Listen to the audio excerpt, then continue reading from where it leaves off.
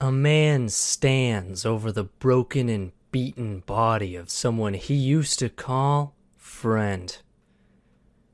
With a savage glint in his eye, he looks down and says, "Now, I sit in the protagonist seat."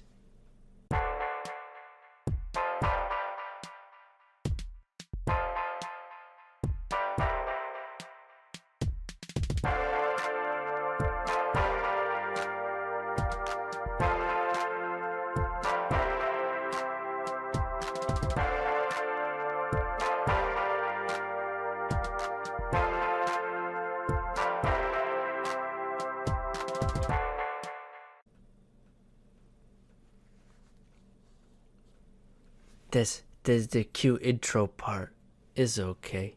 It's fine. It's a short one this week. Good afternoon, everybody, and welcome to another episode of the Protagonist Seat. This week, just in case you couldn't tell already, it's going to be a solo adventure. Just me, your host Ian, and you guys, and approximately 9 anime shows. Seasonal anime shows.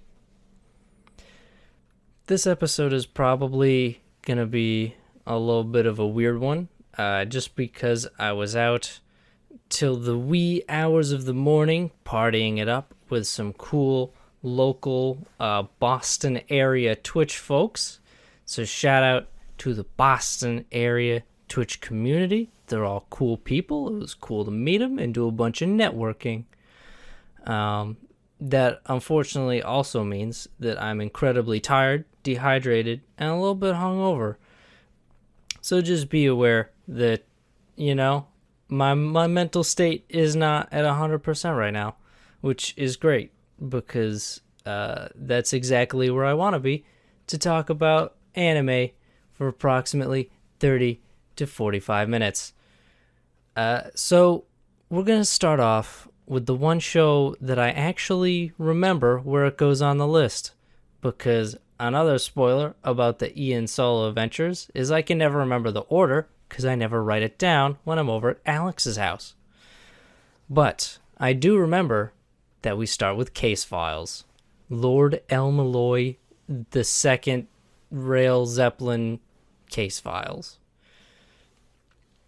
So this week, our main man, Waver Velvet, or I guess I should say Lord El Malloy II, takes Gray and actually Computer Boy along, the dude from Fate Apocrypha, who is also in this series, which is a little weird, but Fate Multiverse Theory, everything's fluid, everyone's just everywhere at all times. It doesn't really matter.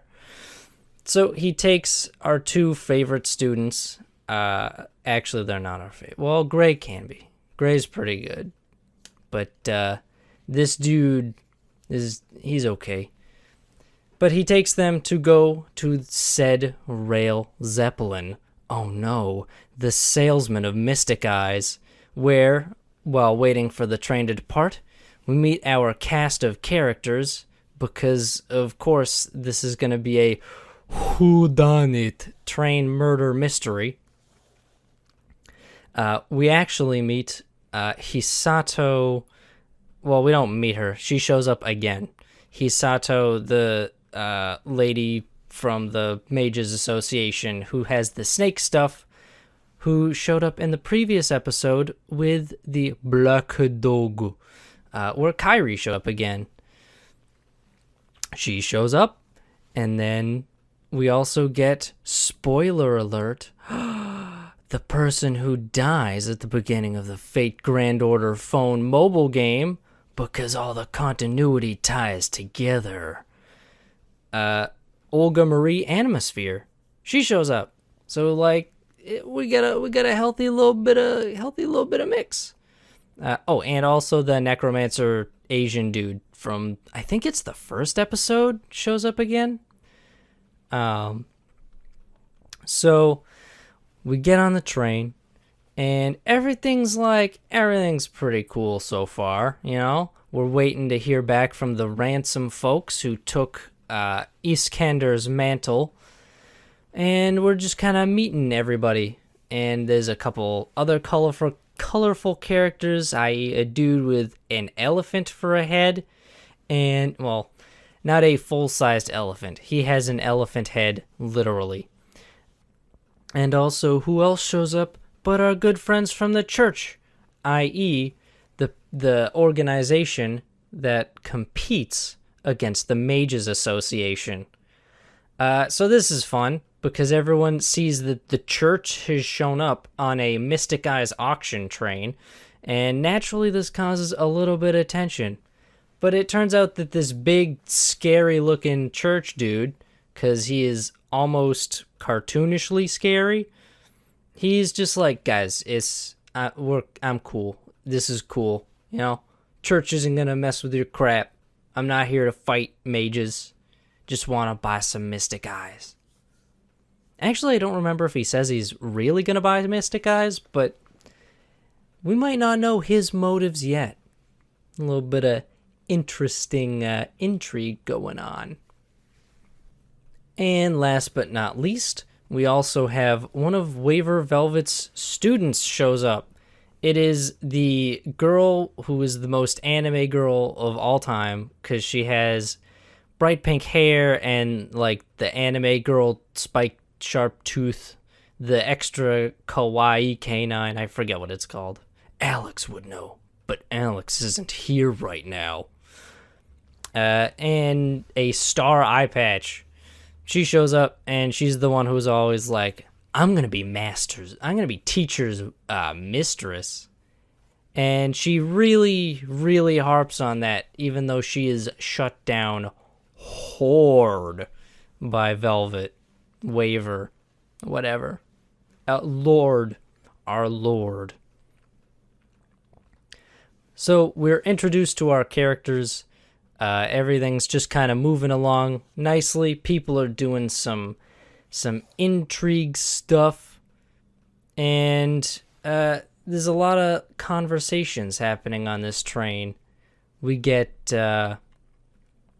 the woman traveling with Olga reveals to Waver that she has Mystic Eyes of premonition, and Olga also reveals that they're there looking for Rainbow Mystic Eyes, which is the highest tier of Mystic Eyes. And she wants, basically, Waver to help rig the auction for those Rainbow Mystic Eyes in her favor. Because, you know, he's a lord, and no one's going to compete with the power of a lord if a lord's like, actually, I want those. Because that's how people disappear. And I don't think these people want to disappear.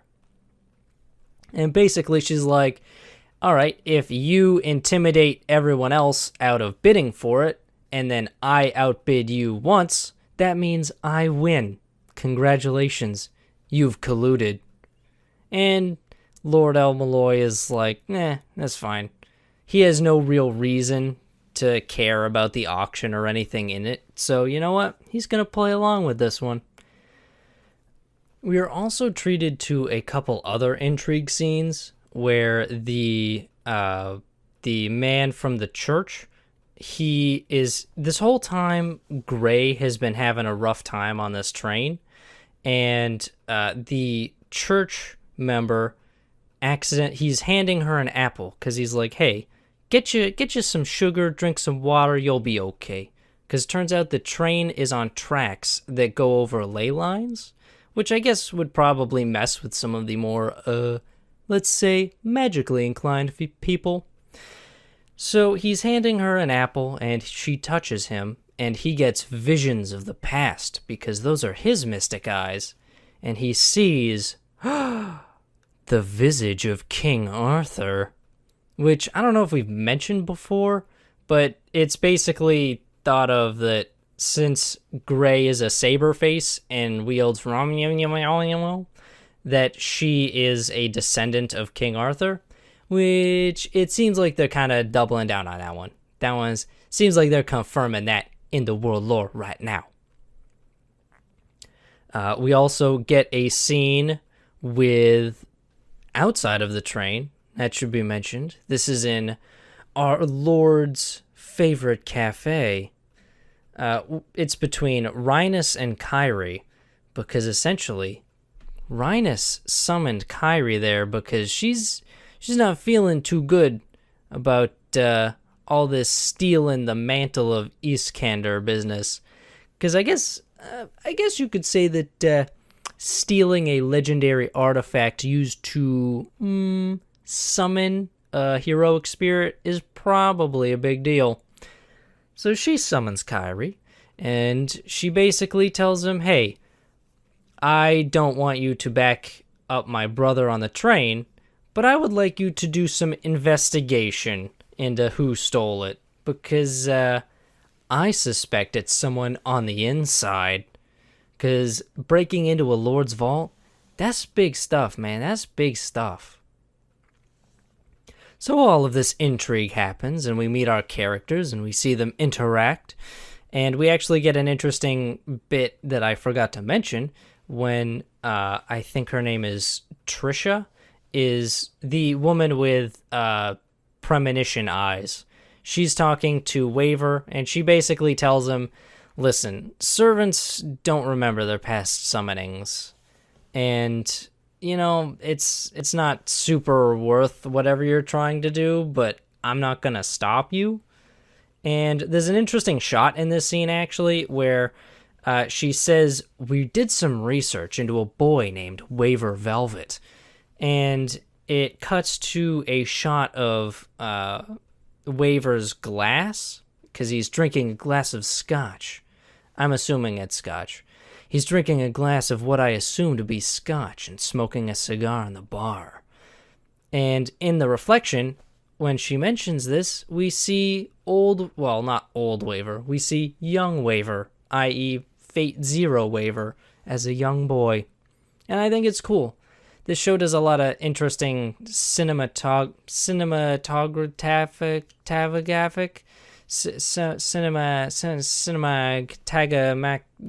tagamographic stuff.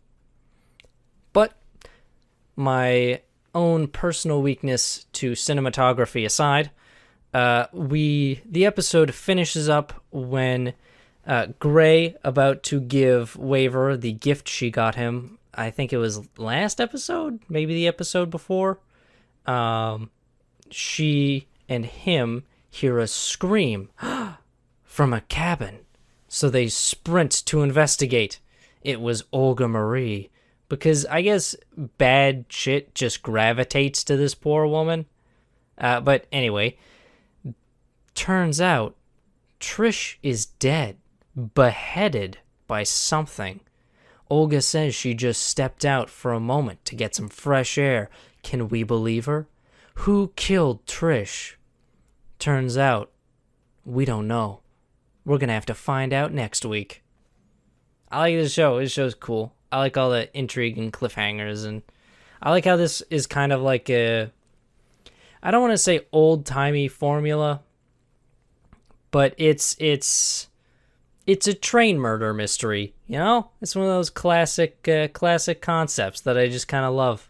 And I love mysteries, because you get, like, locked room mysteries, and you had, I think it was the last one as well, was a trapped room mystery, where it's like, hey, how did we get in this situation, and how do we get out? But I suppose I should move on. Next week, we'll find out who killed Trish. We'll find out the how done it, or why done it. So, moving on. Arifureta, from commonplace to the world's strongest. It's a recap episode. Yep, that's it. We get a recap of all the stuff we've seen. Even the bad CGI monsters, which is a lot of fun, because they're terrible. It also actually does a better job explaining the world than the show has done up to this point, because they actually venture back a little bit, and it's like, all right, so me and my classmates, we were in class, and then the god of creativity summoned us here to fight the demons. And I was like, oh, okay. That would have been nice to explain before just tossing us headlong into this, assuming we've read the manga. Because dudes like me and Alex, we don't have the time to read, like, every manga. So, we'll just watch the anime. But that's that this week. Next on the docket. What do you get when you take the world's smartest high schooler and then you put him in a post-prehistoric world? I don't know how to describe that. That's a weird time period. You get Dr. Stone. So, this week, we get to see a little bit of Kohaku and we get some Kohaku and Senku time. As Kohaku is basically going to take him back to her village. And he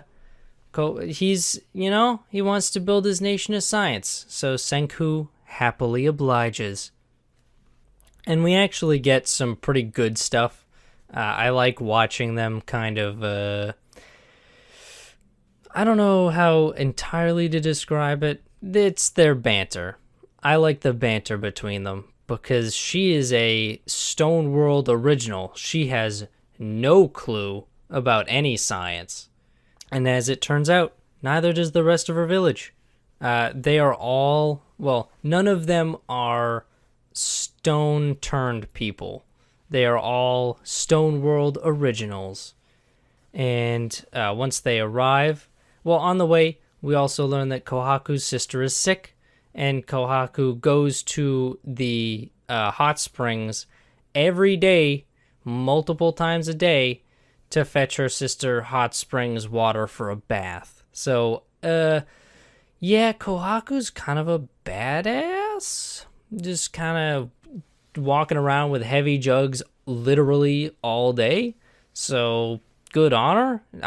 I couldn't do it. Senku couldn't do it. He tries to do it. Doesn't work out very well. But he uses science, so that's fine. So Kohaku basically is impressed by his science more. And they get to the village, and the two guards are like, hey, man. And actually, they look like high schoolers, too. But the two guards are like, hey, man, no outsiders. You are basically a criminal. Because the only people who've been sent outside the village are Kohaku and criminals who are banished. So we don't recognize you, so you get to stay out there. And basically, Senku shows them soap and mesmerizes the crap out of them, blowing bubbles at them and scaring the bejeepers out of them. And the village sorcerer shows up. That's right. There's a sorcerer in the village. It's a dude probably about Senku's age, if I had to guess. I can't remember his name, because I can't remember anyone's name, except for the fact that I remember that the two guards who are outside the village, their names rhyme. And one keeps saying, rules are rules. And also, there's another interesting thing about Kohaku I find, is that Kohaku counts in English.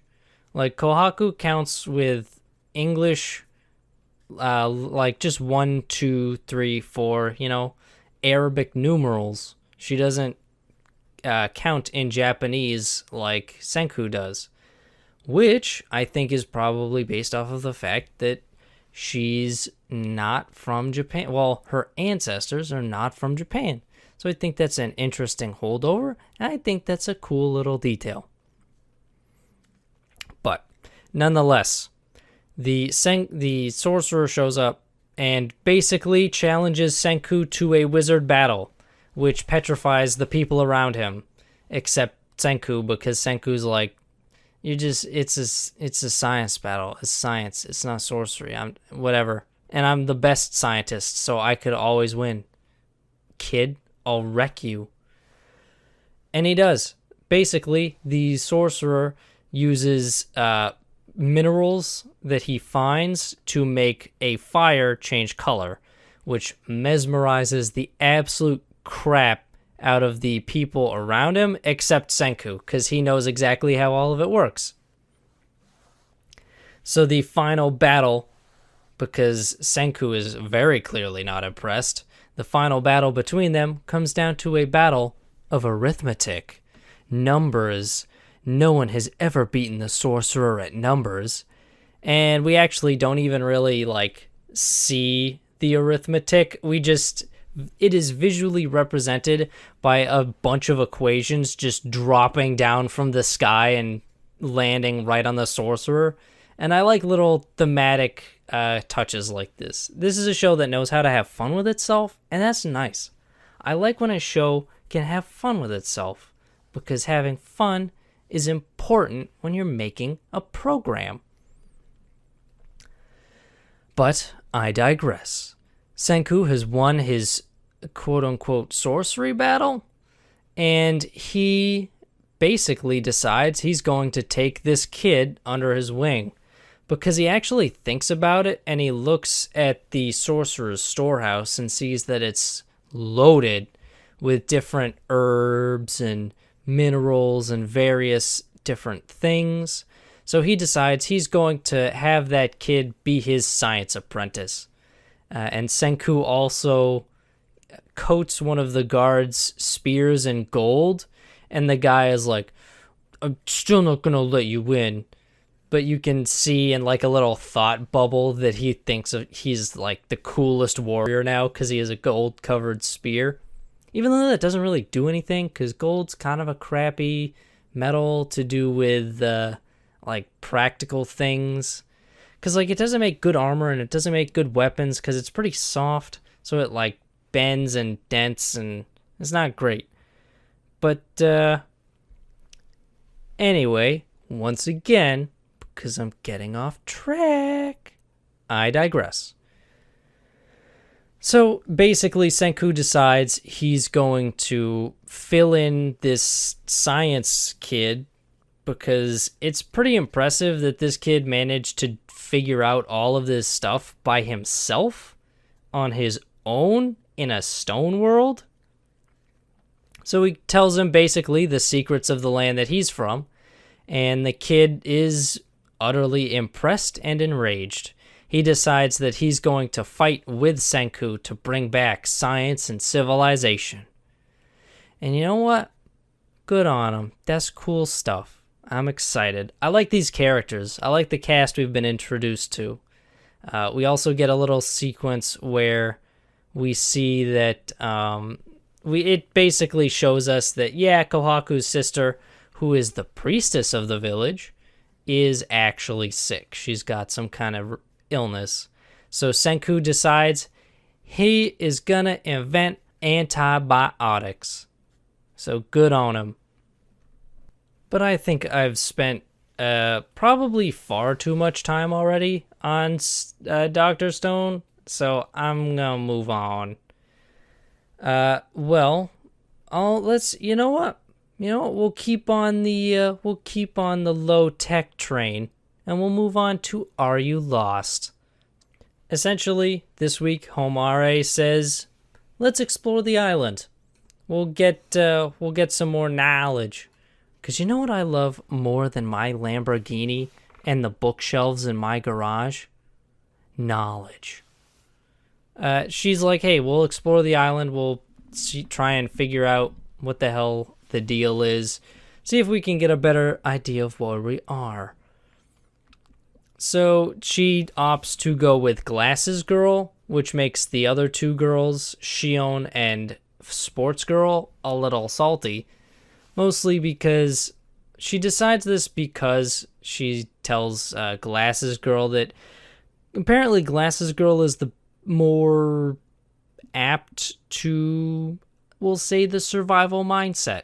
She's more open to that shit. So they go to explore the island, and they actually find a dock, but it's like an old stone dock.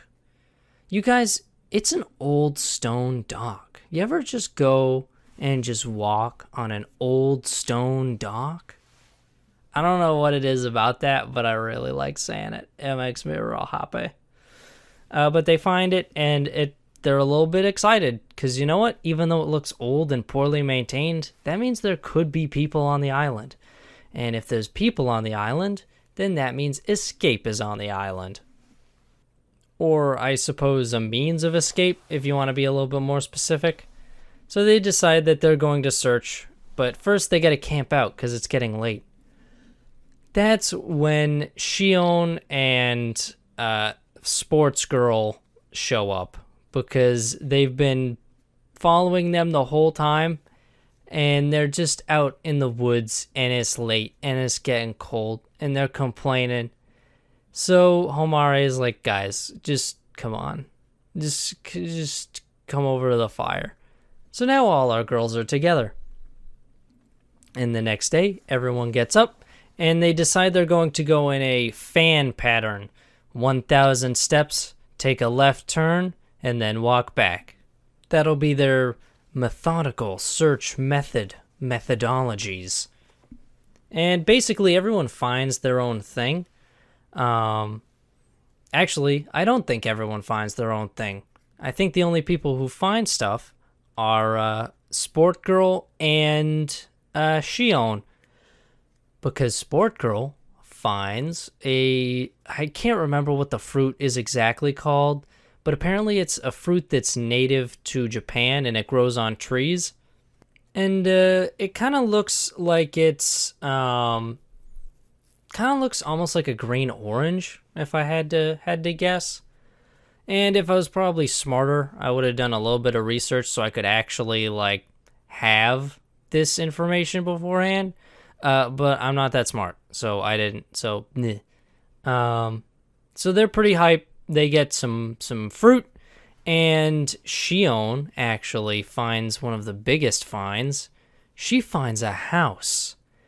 This makes everyone ecstatic. They sprint off to their abode, hoping to use a phone to call for rescue, only to find it is a frame and it is crumbled.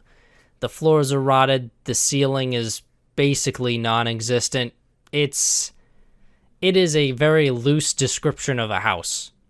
However, Homare, always making lemonade out of lemons, she crawls inside looking for useful tools, which she actually finds. She gets basically a pair of rusted out hedge clippers, and she's pretty stoked about this because for all of you survivalists in the audience, you can turn that into like knives and stuff because it's already apparently got the holes so you can make a handle for it. So she's pretty stoked, and meanwhile everyone else is like, she's really up there with that knife. She likes knives, doesn't she? And that's where the episode ends. Yep, totally 100%. There are no cliffhangers. They do not do anything so silly as to go to a raised hill where Homare spots smoke. No cliffhangers here. None at all. Moving on to the abandoned sacred beasts. Essentially, this episode is about consequences. It's about the consequences of what happened. After Hank went Fenrir ballistic,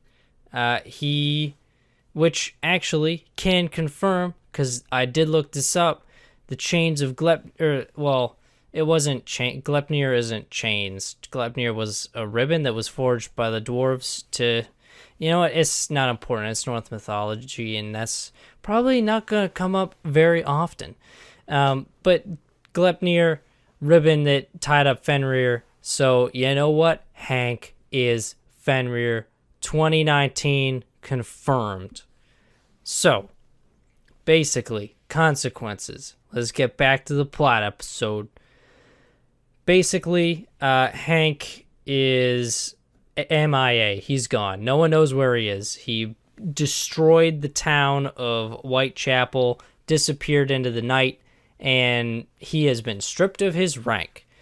So essentially, it's up to our captain guy, our captain, major, general, whatever, has to use his 3D maneuver Civil War jetpacks to fight the incarnates now. And also, Cain formed a new nation, which is gaining traction. So that's fun too. And it's just a lot of shit's going pretty bad. Shit's pretty bad in the country right now. So what does our main heroine do, whose name I cannot remember because of course not? She goes home. Her fight's pretty much over, more or less. So she just goes back home. Unfortunately, the fight comes to her. So she's, she heads back. Everyone's kind of like, is that girl? Is the girl with the dragon dad? And eventually there are reports of an incarnate in the woods surrounding her village. So naturally, she opts to, I'm going to go. I will go with you guys. And at first the major is like, I don't know if that's a good idea. And then Liza steps in, because Liza's good people. She steps in, she's like, listen, we need someone who knows the area, who's not afraid of incarnates. She'll be our guide. And that's how it goes. We also learned that the dress that she was wearing when Cain Madhouse shot her was a dress made out of the spider's silk from that incarnate woman. So I guess it like absorbed most of the shock of the bullet. So cool. That's fun. So let that be known, guys. If you ever want like a shirt that can stop a bullet, just have a large spider woman make it for you and it'll be fine. And you can have vampires shoot you in the side as much as you want and you'll be good. But anyway, I'll once again digress. So our colorful cast of characters goes into the woods to essentially set an ambush for the rogue incarnate. And turns out, shocks, it's a zombie dragon. Yes, you heard me right. It is a zombie dragon. Yeah. Apparently, her dad the dragon just something. They even like brush it off in the show. Is like, something must have happened to give him the energy to start messing around. Because incarnates are tough to kill. Even though he's rot, like his flesh is actually like sloughing off, and he is dead. So that's weird. But they fight the dragon. They kill the dragon again. Actually, our main heroine kills the dragon because Liza gives her God killer bullets because she's the only one who can do this. And you know what? It's time for her to take her shot. And she actually ends up shooting him, like shooting the dragon, like a whole crap ton of times. She really has to pump a ton of them into him to put him down. And it's kind of a really good emotional scene because it's the result of a character growing and also coming to terms with her past. So we're getting a lot of that real good narrative stuff in together, which I really like. So even if the show itself doesn't look phenomenal, it's still got some good heart in the writing, which is pretty nice. It's good to see. Because let me tell you, there's some other shows on this list that do not have any heart in their writing. It's just good to watch, fun to watch. I'm talking about Commonplace. That show is just not great. It's fun to watch because it's like a train wreck, but it's not. I will stop talking about this and I will move on because I don't want to say anything that I will regret. You know what we should talk about? You know what's fun? Fire. fire is fun. So let's talk about Fire Force, a show about fire, which is fun, but the show is also fun. Basically, this week is the battle between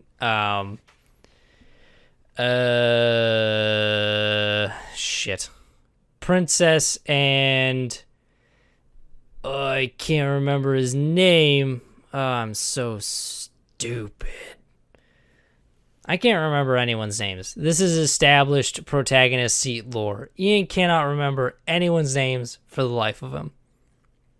But our main protagonist fights Princess, and everyone exposits, and we get Princess's backstory more, and yeah. So basically the gist of it is Princess does flower shit. Actually, first off, the weird thing she did that incapacitates people.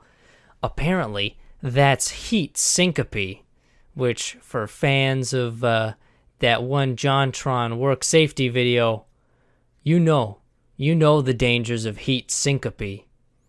Essentially, it messes with his blood flow, I guess, because it traps all the heat in him and it messes him up. It's whatever. And he uses the power of his will because he's the hero to overcome it, because he's the hero. So he fights Princess, and, they're fighting. Princess does some fire flowery thing where she summons, she summons some, I forget what they are, but she summons like a ring of flowers, and that doesn't work. So she unleashes her ultimate noble phantasm. She summons Sakura Tree. It's a sakura tree that shoots the leaves, and the leaves are fire, so it burns. Yeah. It's cool, actually. This is a really good looking fight. And then we just get like a whole bunch of their backstory, or I should say her backstory, because she was at the convent and she watched everyone burn up, and then she was like, I never took it seriously, so that means that since all the devout people burned up, that I must be in the right by being evil? It's kind of flawed, but there's I hesitate to say there's a weird logic to it, because to be fair, she wasn't the most devout, but then her buddy, the priestess of the 8th, she's super devout. She is like a super devout old Christian lady. But whatever, that's her knowledge. Essentially, she messes around with fire, and then all the people burn up, and she's like, I like fire. So she experiments on infernals. She takes the data to whatever the corporation is and gets a job there, and then uses her influence in that position to get the position at the head of the 5th. So it's a long and winding road for our princess. But you know what? She takes it and she gets to the top.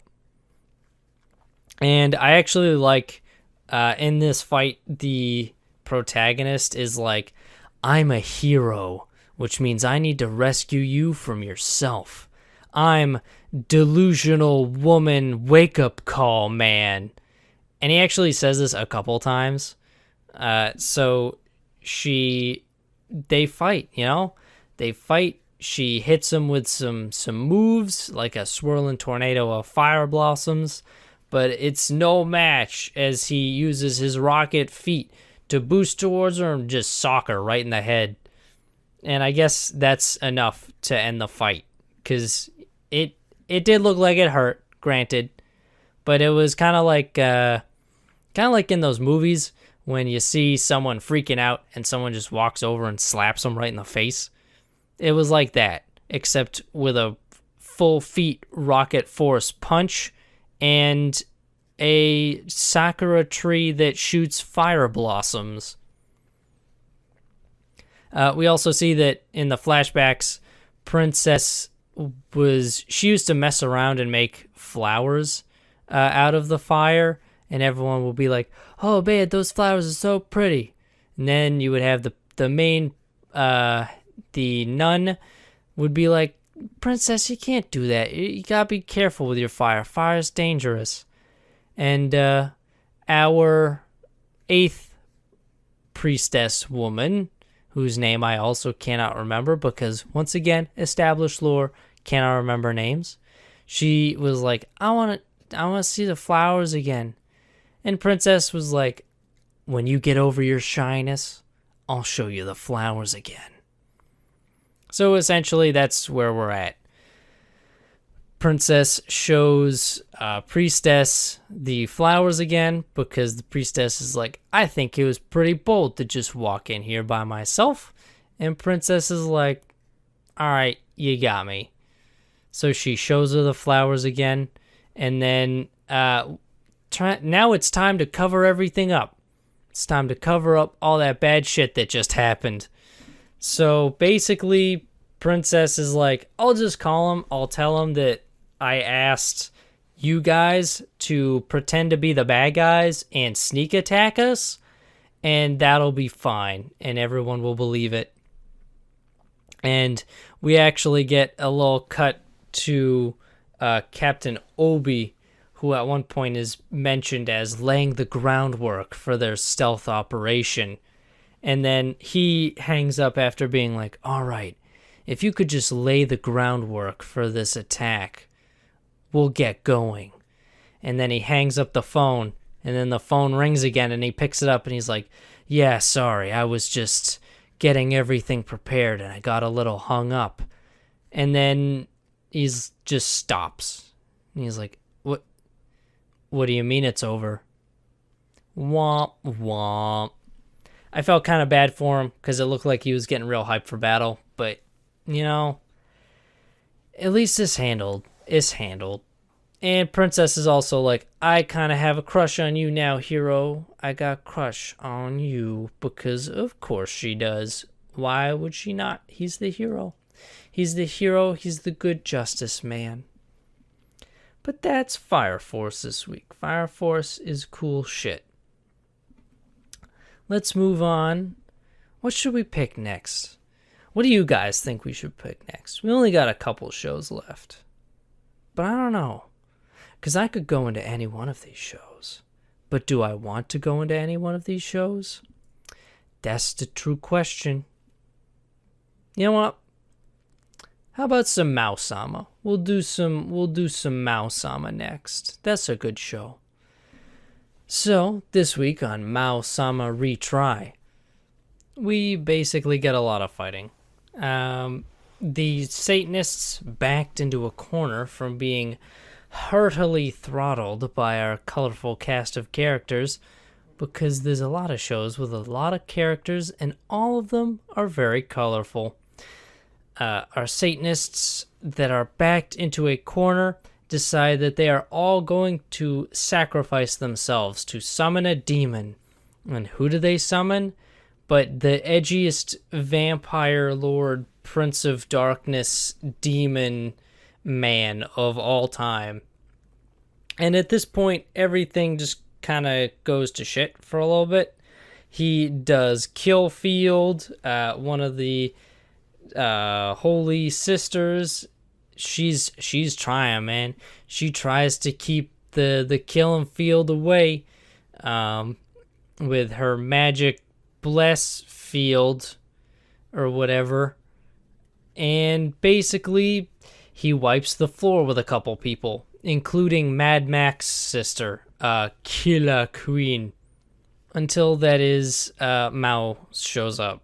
But because there's another girl who's like half demon, and the Satanists treat her like crap, and then they have her release Hades again, because I feel like that's going to be a pretty big plot thing where someone shows up at some point and releases Hades.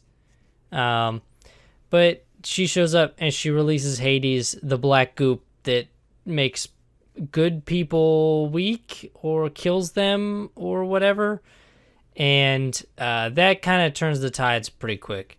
So Killer Queen is there and she gets wrecked.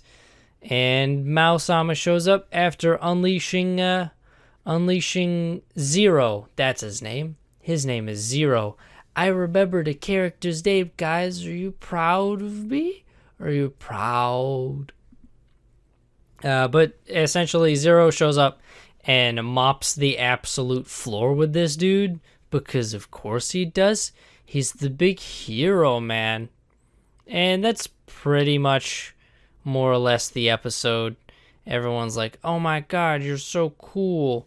Oh, wow. Oh, we love Zero. Oh, we love Zero. We love Mao. Oh, we love them all. Wow.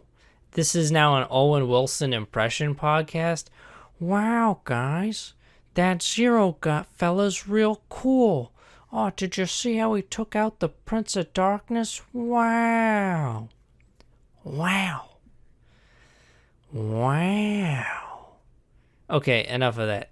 Enough fooling around. Now, it's time for the Demon Girl. Because what better transition than to go from a Demon Lord than to the Demon Girl who lives next door. Machikado Mazoku. So, smash cut. I think. I don't actually remember if it opens with a smash cut. But it does now. Smash cut. We're in Shamiko's dream where her ancestor is like, hey, since your magic power's been off the freaking chain lately, I'm going to send you into your rival's dream so you can torment her and supplant ideas in her head to get her to donate blood to break the curse. And Shamiko is like, okay.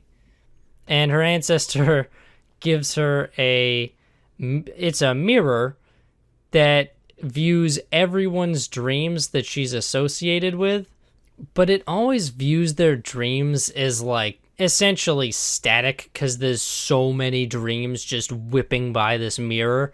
So the only way she can activate it and go into the said person's dream is that when their dream shows up, she has to punch it like it's a Street Fighter minigame. And that's not me. That is not my own words. That is a show quote. Actually, I don't know if she says Street Fighter specifically, but a fighting game minigame. So she does. Because you know what? The plot must go on. So Shamiko ends up in Momo's dreams, where it's essentially Momo as a young magical girl sitting in this ankle-deep muck. And every time Shamiko tries to talk to her, the muck just keeps getting deeper and deeper as Momo's self-doubt and insecurities and all that stuff, they just get worse and deeper. Oh, and Shamiko is also in her demon girl uniform, so it's a skimpy outfit. And even Momo is like, what are you, some kind of exhibitionist? And essentially, Shamiko, to avoid drowning in esoteric dream self-doubt muck, is like, all right, I'm going to help you clean all this up. And she does. She spends literally all night cleaning up her friend's subconscious. And then she leaves the dream. She gets pulled out of the dream before she can supplant everything because she spent all night doing it. And the next day on her way to school, she encounters Momo again, who's looking a little rough. And Shamiko is like, hey, you don't look so good. And Momo was like, well, I had this weird dream last night that a weird exhibitionist came into my dream, and I don't really remember it that much, but I feel a lot better now that it's over. Strike one for Shamiko. Well, strike one against Shamiko. because turns out she accidentally helped her rival again. Oh boy. But the two girls head off to school, and on the way, Momo collapses. She's not in good shape. What's Shamiko gonna do? What would you do if your friend was sick and dying, perishing from some unknown illness in the street like a dog? Well, Yuko takes her home, essentially. She somehow, by the grace of something, finds a payphone, and even the narrator is like, "Don't get down, Shamiko. Look up and be proud of the fact that you found a payphone in this day and age." But Shamiko takes her home and looks after her. And she actually thinks like the entryway is trapped because of the way that the tiles in the entryway are. And she keeps thinking that everything has a trap door that's going to drop her into different vats of things. Because like the first one, she's like, "It'll drop me into a big pit of flour." And Momo's like, "No, that's just how the walkway tiles look." And then there's a code on the door, and Shamiko is like, this is what'll get me. It'll drop me into a big vat of lobsters." And Momo's like, "No, it's just a number key." But Yuko takes care of her friend. And turns out that Momo actually has like a spirit guardian cat that can tell premonitions. And he just kind of, eventually, if he likes someone enough, he'll give them a premonition. And he seems to really like Momo. And he says, he continually just repeats, "Now is the time. Now is the," like every once in a while he'll show up and he'll just be like, "Now is the time." And Yuko's like, "Well, he's doing it. He's giving me a premonition." And Momo just tells her, "No, that's all he says now. That's all he does." And you know what? That is what he does. He says it a whole lot this episode. But Shamiko takes care of her. She looks into Momo's fridge to get her something to eat, but she finds something disgusting, like just awful. And Momo's like, "No, don't look in there." And turns out Momo intended a couple episodes back to pay back Shamiko for being able to shoot a magic thing. She was actually going to make her a Hamburg steak. And you know what? Momo is a real shitty cook. It is awful looking. And Shamiko even tells her, like, "Hey, this is probably why you're sick, because you were eating this horrible food." And then the best friend ever, she eats it. She's like, "You made this for me, and I'm gonna eat it." But it turns out that since Shamiko is used to eating, like, absolute trash, garbage thrown together all the time, it's actually, like, not bad to her. But it's not the best thing you want to be eating. But last but not least, major plot driving events happen. Turns out at one point when Momo fell, she scratched her hand. So Shamiko takes a little rag, she wipes up all the blood from her, she takes the rag from her backpack and wipes up the blood and cleans it up, puts a little Band-Aid on it, and then heads on her way. And Momo wakes up and sees the Band-Aid, and she's like, "Oh shit." Turns out Shamiko has the blood. She's got the blood to lift the curse, but she doesn't even realize it because she's kind of stupid. Not kind of. She's pretty stupid. But she goes home. She trips face first over the idol, her ancestor's idol that she left at home by accident. And she throws the idol into her backpack where it touches the blood. And then Momo shows up. Turns out there's a decoration on Shamiko's door That's it was made by the Light Clan in order to conceal them from other creatures and supernatural monsters. Also, the statue lifts a little bit of the curse, just enough to speak, though. It can't do anything. It can just talk. So now her ancestor can actually physically speak through the idol, and everyone's kind of underwhelmed by it.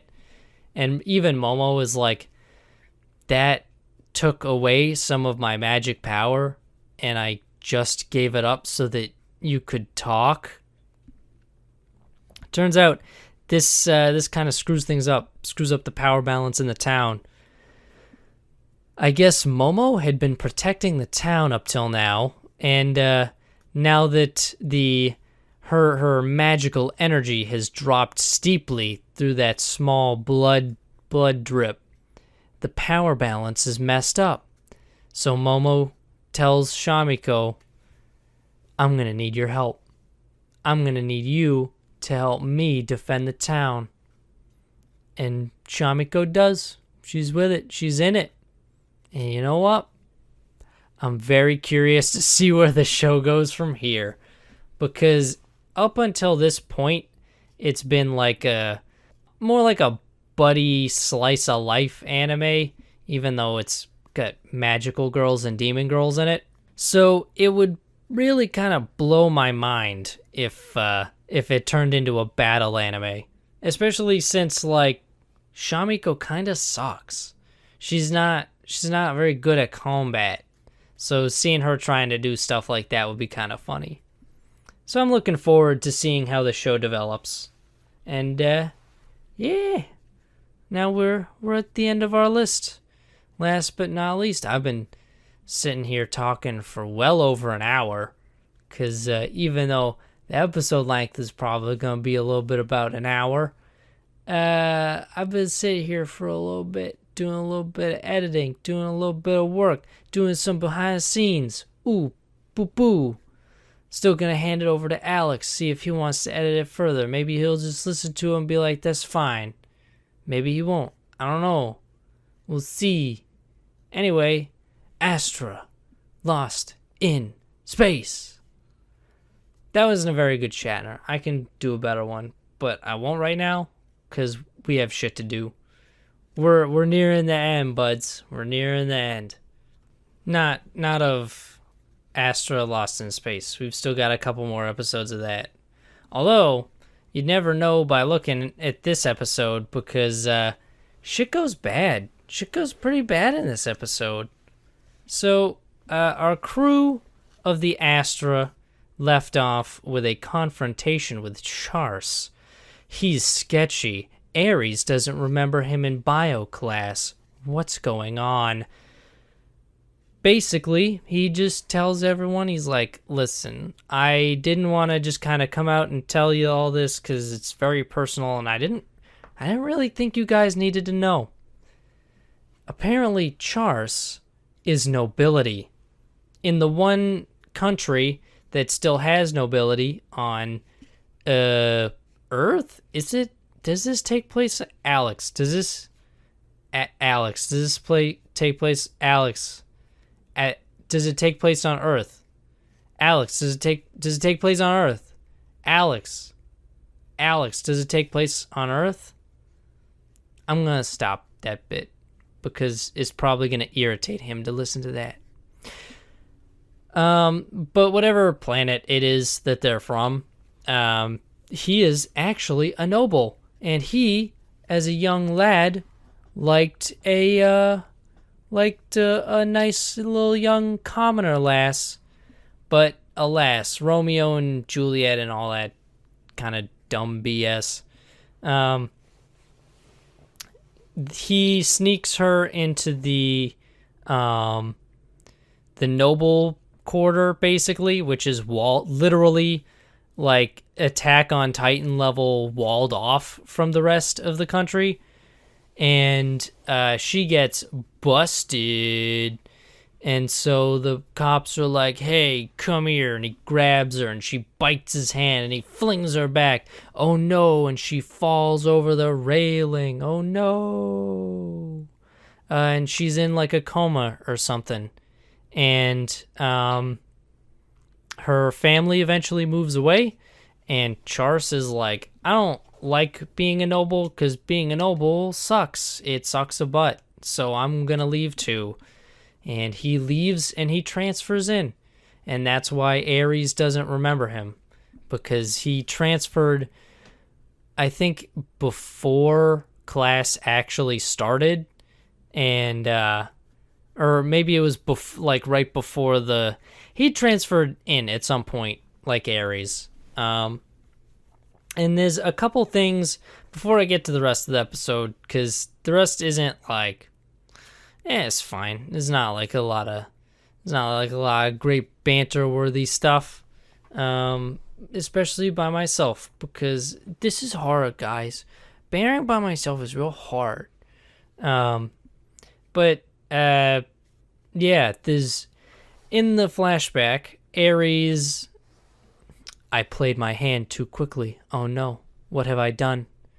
The commoner girl, whose name I also can't remember because I'm just going to cut to the chase. I think she's Ares. I think her family moved and they changed her name. And the reason she's such like a kind of ditzy, brain dead person is because she literally has a brain injury. And I think she has these weird little semicircles on her head that are some kind of unknown technology. And I think that's got something to do with it. I think that's like some brain stuff. It's not like wiping her thoughts, but I think it's something related to her head injury. And she looks like Ares, the girl that Charles fell in love with as a young boy. Actually looks like Ares, and it sounds like Ares. So I'm thinking they're one and the same, dude. I'm thinking they're one and the same.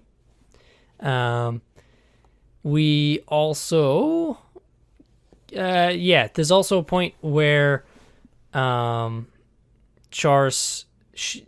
asks Charles what she was like, and Charles is like, she was like you.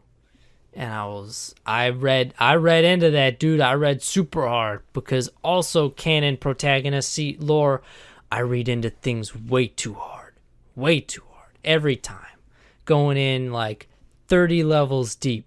We're in it, boys. We're in it. But anyway, that's all settled, so everything is fine, I guess. And then they go to the next planet.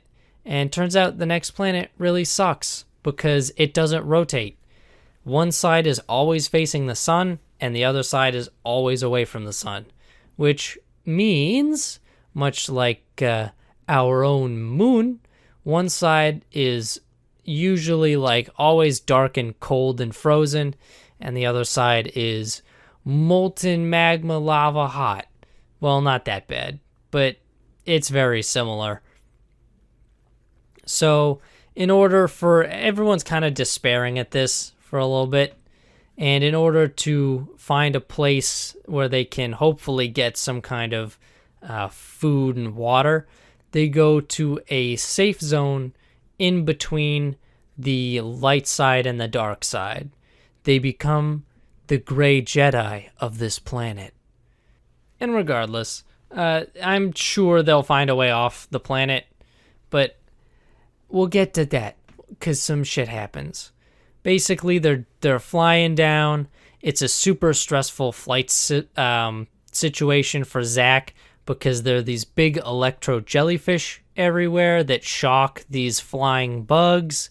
You got a large plant creature that literally just sprouts tendrils and wraps around the Astra, crushing bits of it. And then last but not least, the steering goes out on one side, so Zach literally cannot steer away from a cliff. So he's just trying to keep it steady till they can land. But unfortunately, it is to no avail. It's a high tense, high pressure situation, and a gust of wind comes out of nowhere. Bam! Blows the Astra right into the side of a canyon. They're not dead, but the Astra's not looking too good. At this point, it's looking dire for our kids. Zach basically tells everyone to give up. Kittery loses her shit, as usual, and everyone else kind of tries to make the best out of the situation, you know? Because, I mean, they can still live on the Astra, and they can still pilot it on the surface, but the fusion reactors, man, the fusion reactors are shot. There's no way they'll be ready for space travel. And so, two groups split off, one to find food, one to find water, just like always. And, actually, Kittery's sister finds something. She notices off in the distance there's something that looks like a ship. So she tells Charse. Charse gathers the troops, and then Kanata and, let's see, Kanata, Charse, and actually I think it's Zach and Olgar all go into the ship because it's another Astra, but it's not though. It's older, a slightly different model, but still similar. So they go in and they explore, and turns out it's all kind of it's been there for a long time. There's no sign of any crew, but what are you gonna do? So they try to scavenge what they can from the ship, and in the logs, as they try to investigate what happened to the old crew, there's a note. And the most recent note in the logs says, "Help me." And this actually ties back to something that Zach told Kittery in the ship, where Zach was like, listen, if you really want to get off the planet, you can sit in the hyper sleep module. There's one, it works. You can sit there and sleep, and we will be out here, and, you know, eventually we'll die of old age, and you'll still be in the hyperspace module, the hypersleep space bay. And this Zach basically realizes, holy shit, there's someone in this ship's hypersleep module thing. So everyone goes, and they open it up, and there's a woman. There's a woman in there. And smash cut to credits. The end. So I don't know who this lady is, but I'm curious. She's obviously a member of the old crew. I'm hoping that she can help them scavenge parts from her old ship so they can fix the new ship, and then they can all leave. I want to know what the deal with this ship is. Part of me suspects that it's like almost like another Astra, so to speak, in that it was full of other kids who also went missing, or another crew that also went missing in a similar method to how our heroes went. And I hope they can use that to solve the mystery. Goodbye, the Kanata Astra. You solved the mystery. But I guess we'll have to see. And I'm pretty curious about it. I like this show a lot. It's very good. The writing is awesome. It's so good at setting it up so you think someone's the enemy and then they're not the enemy. And part of me wonders if anyone among them is going to be the enemy. Because I don't know. I feel like that's a viable option at this point where, you know what? No one's the enemy. It was entirely outside them the entire time. But that's it. That's it for this week in Well, I don't want to say in all anime, but in the anime that we watch, everything is still pretty good. Arifureta is still edgy garbage, but there was a recap episode and I had to look at that old CG again, which made me real uncomfortable, but whatever. If you like this video of me rambling on, which isn't our standard, actually, it really only happens when, for whatever reason, Alex is away. We're much better at bantering when the two of us are together in his basement. I mean, our dumpster recording studio. But if you're still interested in, keeping track of our stuff, give us a subscribe to this channel. We appreciate it. And make sure to get notifications that you ring the notification bell. Ring that bell. And if you did enjoy the video of me pointlessly rambling on like some kind of crazy, insane person, then you know what? Drop a like on the video. Do that too. Leave us some comments about stuff. Do you like space? What about the name Ares being a woman's name? That's kind of weird. What do you guys think about that? Do you like anime music? I do. There's a couple good ones. There's a couple good ones this season. We also have a Twitter at Protagonist Seat. That's where we also post updates to our channel and whatnot. Alex usually handles that, which means that there probably hasn't been any activity on our Twitter in the past 5 days or so. If you have a Facebook, you can feel free to like our Facebook page because I handle that and I post updates on that. And I just posted one today. So, yay. And last but not least, you can find our end of season specials on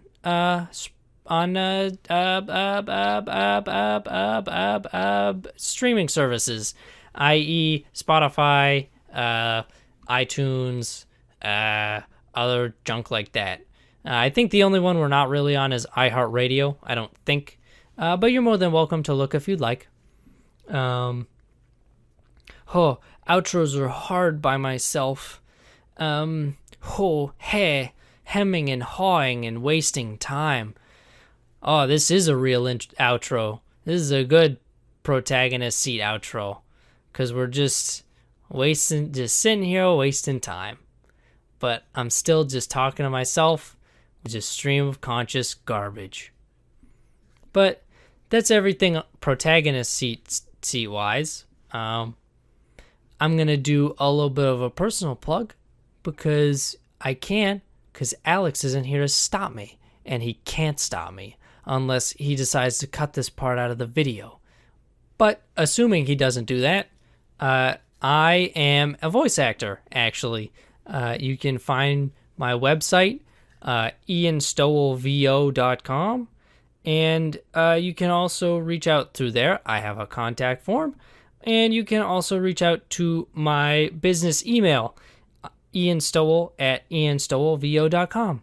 I do voice stuff, and I am available for hire should you need it, and should you decide that, hey, this guy has a good audio setup, much better than his regular crappy podcast audio setup. It's almost like he has a personal recording studio at his home. What a crazy thought. Am I right, guys? But anyway, this was fun. Hope to see you in the audience next week. Goodbye and GG easy. No re.